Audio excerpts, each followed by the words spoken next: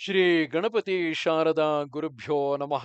ಉತ್ತರಂ ಯತ್ ಸಮುದ್ರಸ್ಯ ಹಿಮಾದ್ರೇಶ್ಚೈವ ದಕ್ಷಿಣಂ ವರ್ಷಂ ತದ್ಭಾರತಂ ನಾಮ ಭಾರತೀಯತ್ರ ಸಂತತಿ. ಶ್ರೋತೃಗಳಿಗೆ ಶ್ರೀ ಸ್ಕಾಂದ ಮಹಾಪುರಾಣದ ಎರಡನೆಯ ವೈಷ್ಣವ ಖಂಡದ ಶ್ರೀ ವಾಸುದೇವ ಮಹಾತ್ಮ್ಯದಲ್ಲಿ ದೇವೇಂದ್ರ ಶಾಪ ವರ್ಣನವೆಂಬ 8ನೆಯ ಅಧ್ಯಾಯಕ್ಕೆ ಸ್ವಾಗತ. ಸಾವರ್ಣಿಯು ಕೇಳುತ್ತಾನೆ, ಎಲೈ ಸ್ಕಂದನೆ, ಮಹರ್ಷಿಗಳಿಂದ ತಡೆಯಲ್ಪಟ್ಟವರಾಗಿ ದೇವತೆಗಳು ಹಿಂಸಾಮಯವಾದ ಯಜ್ಞವನ್ನು ತೊರೆದರಷ್ಟೇ. ಹಾಗಿದ್ದರೂ ಎಲ್ಲ ಕಡೆಯೂ ಅದೇ ರೀತಿಯ ಹಿಂಸಾ ಯಜ್ಞಗಳು ಮತ್ತೆಯೂ ನಡೆಯತೊಡಗಿದುದು ಎಂತು? ದೇವತೆಗಳಲ್ಲಿ, ಋಷಿಗಳಲ್ಲಿ, ರಾಜರಲ್ಲಿ, ಪ್ರಾಚೀನರಲ್ಲಿ, ಆಧುನಿಕರಲ್ಲಿ ಎಲ್ಲರಲ್ಲಿಯೂ ಸನಾತನವಾದ ಶುದ್ಧ ಧರ್ಮವು ವಿಪರ್ಯಾಸ ಅಥವಾ ಮಾರ್ಪಾಡು ಹೊಂದಿದ್ದುದು ಹೇಗೆ? ಎಲೈ ಷಣ್ಮುಖ ಸ್ವಾಮಿಯೇ, ಈ ವಿಷಯದಲ್ಲಿ ನನಗೆ ಬಹುದೊಡ್ಡ ಸಂಶಯವು ಹುಟ್ಟಿದೆ.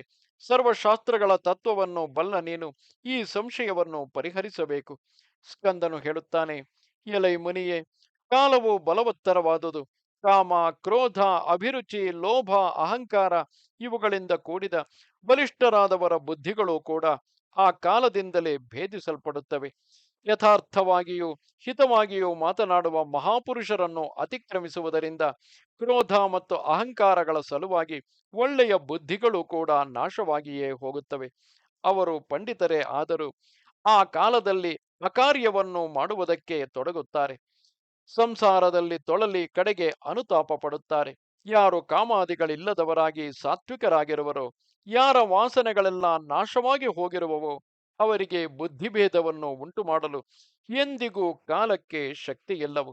ಸದ್ಧರ್ಮವನ್ನು ಆಶ್ರಯಿಸದಿರುವ ಯಾವ ಪುರುಷನು ಎಲ್ಲಿಯೂ ಸಂಸಾರದಿಂದ ಬಿಡುಗಡೆ ಹೊಂದುವುದೇ ಇಲ್ಲವು. ಈ ಮಾತು ಸತ್ಯವಾದುದು.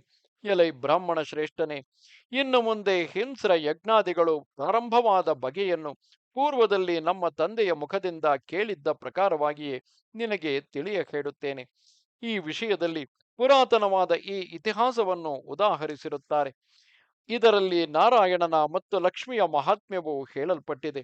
ಅಯ್ಯ ಮುನಿಯೇ, ಮಹಾಮುನಿಗಳ ಮಾತನ್ನು ಮೀರಿದ ದೋಷದಿಂದ ವಿಶ್ವಜಿತ್ತೆಂಬ ಯಜ್ಞವನ್ನು ಮಾಡಿದ ದೇವೇಂದ್ರನಿಗೂ ಸದ್ಬುದ್ಧಿಯು ವಿನಾಶವಾಯಿತು. ಶಂಕರನ ಅಂಶಾವತಾರಿಯು ಮಹಾ ತಪಸ್ವಿಯೂ ಆದ ದೂರ್ವಾಸ ಮುನಿಯು ಒಂದಾನೊಂದು ಕಾಲದಲ್ಲಿ ತನ್ನ ಇಷ್ಟ ಬಂದಂತೆ ಲೋಕ ಸಂಚಾರವನ್ನು ಮಾಡುತ್ತಾ ಪುಷ್ಪಭದ್ರಾ ನದಿಯನ್ನೈದಿದನು. ಆಗಲಾತನು ಸಖಿಯರೊಡಗೂಡಿ ಜಲಕ್ರೀಡೆಗಾಗಿ ಸ್ವರ್ಗದಿಂದ ಅಲ್ಲಿಗೆ ತರುತ್ತಿದ್ದ ಸುಮತಿ ಎಂಬ ವಿದ್ಯಾಧರನ ಮಡದಿಯನ್ನು ಕಂಡನು. ಅವಳು ಸ್ವರ್ಗಂಗೆಯಲ್ಲಿ ಅರಳಿದ ಚಿನ್ನದ ಕಮಲಗಳಿಂದ ಕಟ್ಟಿ ಬಹು ಉಳ್ಳದುದಾದ ಮದಕಲೆ ಎಂಬ ಹೆಸರಿನ ಮಾಲೆಯನ್ನು ತನ್ನ ಬಲಗೈಯಲ್ಲಿ ಹಿಡಿದಿದ್ದಳು. ಅವಳನ್ನು ಕಂಡು ಆ ಮುನಿಯು ಅವಳ ಸಮೀಪಕ್ಕೆ ಹೋಗಿ ಉನ್ಮತ್ತನಂತೆ ಆ ವಿದ್ಯಾಧರೆಯು ಧರಿಸಿದ್ದ ಮಾಲೆಯನ್ನು ತನಗೆ ಕೊಡುವಂತೆ ಅವಳನ್ನು ಕೇಳಿಕೊಂಡನು. ಅವಳು ಕೂಡ ಅವನ ಮಹಾತ್ಮ್ಯವನ್ನು ಬಲ್ಲವಳಾದುದರಿಂದ ಕೂಡಲೇ ಅವನಿಗೆ ಪ್ರಣಾಮ ಮಾಡಿ ಪರಮಾದರದಿಂದ ಆ ಮಾಲೆಯನ್ನು ಅವನ ಕೊರಳಿಗೆ ಹಾಕಿದಳು.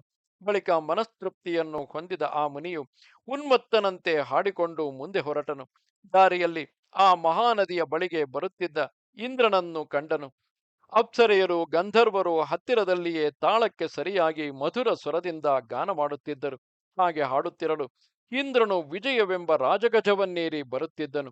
ರಂಭೆಯ ಮಧುರವಾದ ಸಂಗೀತವನ್ನು ಕೇಳಿ ಅವನು ಆ ಆನಂದದಿಂದ ಪರಮ ಸುಖವನ್ನು ಅನುಭವಿಸುತ್ತಾ ಅವಳ ಮುಖಕಮಲದಲ್ಲಿಯೇ ದೃಷ್ಟಿಯನ್ನು ಸ್ಥಿರವಾಗಿ ನೆಲೆಗೊಳಿಸಿ ಛತ್ರ ಚಾಮರಗಳಿಂದ ಶೋಭಿಸುತ್ತಿದ್ದನು.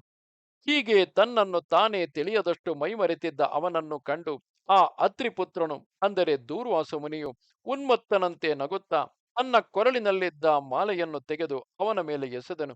ಇಂದ್ರನು ಕೂಡ ಆ ಮೊದಲೇ ಅಧರ್ಮದಿಂದ ಅವಿಷ್ಟನಾಗಿದ್ದುದರಿಂದ ಕಾಮವಶನಾಗಿ ಆ ಮಾಲೆಯನ್ನು ಆನೆಯ ಕುಂಭಸ್ಥಳದಲ್ಲಿ ಹಾಕಿದನು. ಆ ಗಜರಾಜವಾದರೂ ಅದರ ಪರಿಮಳವು ತನ್ನ ಮನಸ್ಸನ್ನು ಎಳೆಯಲು ಸೊಂಡಿಲಿನಿಂದ ಅದನ್ನು ಸೆಳೆದುಕೊಂಡಿತು. ತರುವಾಯ ಆ ಮಾಲೆಯು ಆನೆಯ ಸೊಂಡಿಲಿನಿಂದ ಜಾರಿ ನೆಲದ ಮೇಲೆ ಬಿದ್ದಿತು. ಮುಂದೆ ಹೋಗುತ್ತಿದ್ದ ಅದು ತಪೋನಿಧಿಯಾದ ಆ ಮಹರ್ಷಿಯು ನೋಡುತ್ತಿದ್ದ ಹಾಗೆಯೇ ಆ ಮಾಲೆಯನ್ನು ಕಾಲಿನಿಂದ ತುಳಿದು ಉಜ್ಜಿ ಹಾಕಿತು. ಅದನ್ನು ಕಂಡು ದೂರ್ವಾಸ ಮುನಿಯು ಒಡನೆಯೇ ಬಹಳವಾಗಿ ಮುನಿದು ಪ್ರಳಯಾಗ್ನಿಯಂತೆ ಕೆಂಗಣ್ಣುಗಳುಳ್ಳವನಾಗಿ ಇಂದ್ರನನ್ನು ಕುರಿತು ಎಂತೆಂದನು. ಎಲವೋ ದುರಹಂಕಾರಿಯೇ, ದುರಾತ್ಮ, ಕಾಮಲಂಪಟ, ನೀನು ಈ ಬಗೆಯ ಅವಿನಯವನ್ನು ಕಂಡು ಸ್ತಬ್ಧನಾಗಿದ್ದೀಯಲ್ಲವೇ? ನಾನು ಅನುಗ್ರಹಿಸಿಕೊಟ್ಟ ಸಂಪತ್ತಿಗೆ ನೆಲೆಯಾದ ಈ ಮಾಲೆಯನ್ನು ಅಭಿನಂದಿಸದೆ ಹೋದೆಯಲ್ಲವೇ? ಎಲ ಮೂಢ, ನೀನು ಮದಿಸಿ ನನಗೆ ಪ್ರಣಾಮವನ್ನು ಕೂಡ ಮಾಡಲಿಲ್ಲ. ನಿನ್ನಂಥ ಮತ್ತರಿಗೆ ಮತ್ತಷ್ಟು ಮತ್ತೇರಿಸುವ ತ್ರೈಲೋಕ್ಯ ರಾಜ್ಯವು ದೊರೆತುದರಿಂದ ಕುರುಡಾಗಿರುವ ನೀನು ನನ್ನ ಕಡೆಗೆ ನೋಡುವುದು ಸಹ ಇಲ್ಲವೇ? ಈಗ ಇಂತಹ ನಿನಗೆ ಚೆನ್ನಾಗಿ ಶಿಕ್ಷೆಯನ್ನು ವಿಧಿಸುತ್ತೇನೆ. ಯಾರ ಪ್ರಸಾದದಿಂದ ನೀನು ತ್ರೈಲೋಕ್ಯ ರಾಜ್ಯದ ಸೌಖ್ಯವನ್ನು ಪಡೆದೆಯೋ ಆ ಶ್ರೀಯು ನಿನ್ನನ್ನೇ ಅಲ್ಲದೆ ಮೂರು ಲೋಕವನ್ನು ತೊರೆದು ಸಾಗರದಲ್ಲಿ ಲೀನಳಾಗಲಿ. ವಜ್ರಪಾತಕ್ಕೆ ಸಮಾನವಾದ ಆ ವಾಕ್ಯವನ್ನು ಕೇಳಿದ ಕೂಡಲೇ ಇಂದ್ರನು ಆ ಕ್ಷಣವೇ ಆನೆಯಿಂದ ಕೆಳಕ್ಕೆ ಧುಮುಕಿ ಮದವನ್ನು ತೊರೆದು ಆ ದೂರ್ವಾಸ ಮುನಿಯ ಪಾದಗಳಿಗೆ ಬಿದ್ದನು. ಗಡಗಡನೆ ನಡುಗುತ್ತಾ ಅವತನಿಗೆ ಪ್ರಣಾಮ ಮಾಡುತ್ತಾ, ಎಲೈ ಕೃಪಾಳುವೆ, ದಾಸನಾದ ನನ್ನಲ್ಲಿ ಅನುಗ್ರಹ ಮಾಡಬೇಕು ಎಂದು ಮತ್ತೆ ಮತ್ತೆ ಪ್ರಾರ್ಥಿಸಿಕೊಂಡನು. ಆ ಮುನಿಯಾದರೂ ಇಂದ್ರನನ್ನು ಕುರಿತು ಎಂತೆಂದನು: ಎಲಾ ಶಕ್ರ, ನಾನು ಗೌತಮ ಮುನಿಯಲ್ಲ. ನೀನು ನಾನು ಅಕ್ಷಮೆಯ ಸಾರ ಸರ್ವಸ್ವವಾದ ದೂರ್ವಾಸನೆಂದು ತಿಳಿ. ಇತರ ಮುನಿಗಳಾದರೂ ದುಷ್ಟರು, ಅವರು ನಿನ್ನ ಅನುವರ್ತಿಗಳು. ನಾನು ಯಾವ ಆಸೆಯೂ ಇಲ್ಲದವನು, ನಿನ್ನಂಥವರನ್ನು ಕೀಟಗಳಂತೆಯೂ ಗಣಿಸುವವನಲ್ಲ. ಎಲೈ ಮಹರ್ಷಿಯೇ, ದೂರ್ವಾಸ ಮಹಾಮುನಿಯ ಪ್ರಜ್ವಲಿಸುವ ಆ ಜಟಾ ಕಲಾಪಕ್ಕೂ ಹುಬ್ಬು ಗಂಟಿಕ್ಕಿರುವ ಕುಟಿಲವಾದ ಆ ಕಣ್ಣ ನೋಟಕ್ಕೂ ಬ್ರಹ್ಮಾಂಡದಲ್ಲಿ ಮತ್ತನಾಗಿ ಪಾಪಕರ್ಮ ಮಾಡಿದ ಯಾವನು ತಾನೇ ಹೆದರುವುದಿಲ್ಲವು?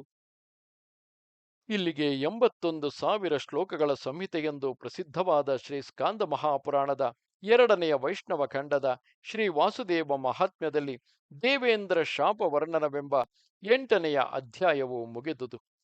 ನಮಸ್ತೆ ಶಾರದೆ ದೇವಿ, ಕಾಶ್ಮೀರ ಪುರವಾಸಿನಿ, ತ್ವಾಮಹಂ ಪ್ರಾರ್ಥೆಯೇ ನಿತ್ಯಂ, ವಿದ್ಯಾದಾನಂಚ ದೇಹಿಮೆ. ನಮಸ್ಕಾರ.